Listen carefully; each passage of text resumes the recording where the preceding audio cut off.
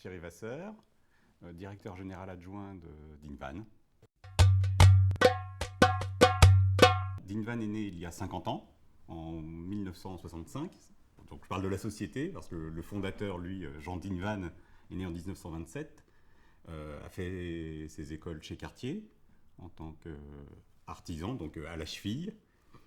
Et au milieu des années 60, lui avait envie d'autre chose, avait envie de faire descendre le bijou dans la rue. Il a décidé de quitter Cartier pour monter son propre atelier et offrir des bijoux aux femmes qu'elles puissent s'acheter et qu'elles puissent porter tous les jours.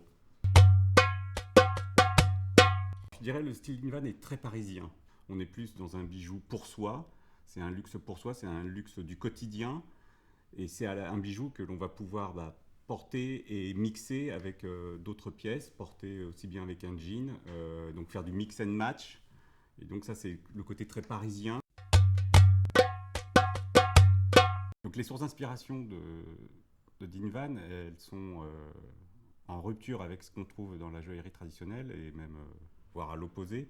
L'idée avec Dinvan, c'est d'offrir un bijou qui soit design, avec des formes très simples, très pures, quelque chose qui puisse être traversé le temps, être transmis. Et donc on a cherché des sources d'inspiration qui pouvaient être typiquement très influencées par le Bauhaus. On a effacé en fait beaucoup de références culturelles.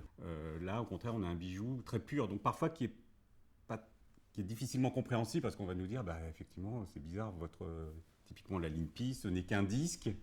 Oui, mais c'est un disque avec des proportions parfaites. C'est dans le détail et dans l'équilibre des formes que va se trouver la beauté de la pièce. Alors aujourd'hui, la clientèle française est encore très majoritaire chez Dinvan, c'est à peu près 80% de notre chiffre d'affaires. Ce qu'il y a d'intéressant, c'est la marque ayant 50 ans, c'est que cette clientèle, elle a traversé en fait les générations. Donc on a les grands-mères qui ont connu les créations de Jean Dinvan, qui ont initié leurs filles, qui sont elles-mêmes devenues des mères et qui ont initié la dernière génération. Donc on a aussi bien des adolescentes aujourd'hui dans nos boutiques que les grands-mères.